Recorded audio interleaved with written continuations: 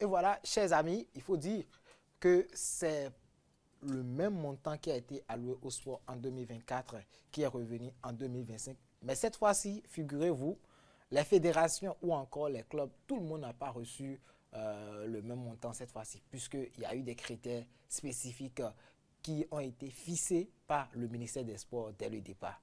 Oui, ça c'est la marque Benoît Dato et je crois qu'il a déjà énoncé depuis l'année dernière où les subventions ont été remises pour la dernière fois où tout le monde est au courant qu'il y aura des critères maintenant pour sanctionner, pour évaluer chaque fédération et chaque club sportif qui aura encore l'occasion de bénéficier de ces subventions-là. Et là, on dira tout simplement que ce qu'on s'était dit a été tout simplement respecté. C'est vrai, 4,6 milliards ont été une fois encore déboursés par l'État, mais ces 4,6 milliards sont repartis de façon différente. Il y a des fédérations qui en ont reçu plus que d'autres, il y a d'autres qui en ont reçu moins. Donc, c'est comme dit la parole biblique, celui qui en a un peu, on va lui prendre et donner à celui qui en a déjà beaucoup. Ça, c'est la preuve qu'il y a un travail qui a été fait et ceux-là qui ont été les meilleurs élèves, il faut le dire comme ça, ont tout simplement vu leur subvention augmenter. Pour les centres de formation, il faut dire que cette année, le ministre Benoît Dato a également pensé à pourquoi pas reverser, réorienter ces sous-là au niveau des formations certifiantes pour que on a tous clamé par ici le sport à la base, mais pour avoir une bonne pépinière, il faut d'abord former les formateurs. Et il a pensé à ça. Tout à l'heure, Nel évoquait ces fédérations-là qui ont quand même performé. Il s'agit de la fédération béninoise de hand, la fédération béninoise de basket et la fédération béninoise de taekwondo. Pour vous, est-ce que vous pensez réellement que ces fédérations, au vu de tout ce qu'ils ont produit durant l'année, méritent réellement d'être à ce niveau?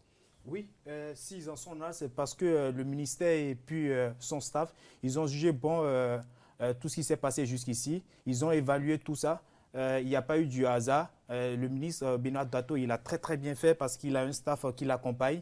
Il y a un travail qui se fait également dans l'ombre. Et aujourd'hui, vous avez vu, il y a ces subventions qui ont été accordées à certains, de plus, de moins à d'autres. Et voilà, c'est comme pour dire, vous devez faire du sérieux maintenant, vous devez vous montrer sérieux dans tout ce que vous êtes en train de faire maintenant, et c'est très bien. Cela prouve que tout le monde est suivi de près aujourd'hui et qu'on n'a pas le droit de faire l'erreur.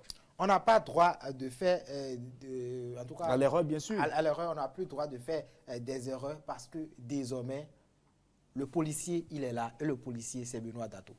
Moi, je pense que de tout le monde, c'est moi qui suis le plus heureux parce que je l'ai toujours martelé par ici que lorsque nous parlons en termes d'investissement, il va falloir utiliser les sous à bon escient. Les subventions accordées par le gouvernement ne sont pas des subventions éternelles. Ça ne dit pas que bon, ce sera à la longue. Chaque fois, toutes les fois, on bénéficiera des subventions. Non, il y a un temps pour ça. Et le gouvernement, dans sa logique de mettre les choses sur les rails, a jugé utile à louer ces subventions aux différents clubs, aux différentes fédérations et tout. Donc, il va falloir utiliser les sous de façon méticuleuse et montrer que, nous ne végétons pas, on ne dilapide pas. En fait, il faut une bonne structuration et c'est d'ailleurs dans cette perspective qu'il y a des critères qui ont été élaborés et c'est suivant ces critères que les clubs et les fédérations ont été évalués pour savoir qui va bénéficier de plus, qui se verra retranché un peu et qui va stagner par rapport au pourcentage, par rapport aux sous qu'on avait l'habitude de leur accorder.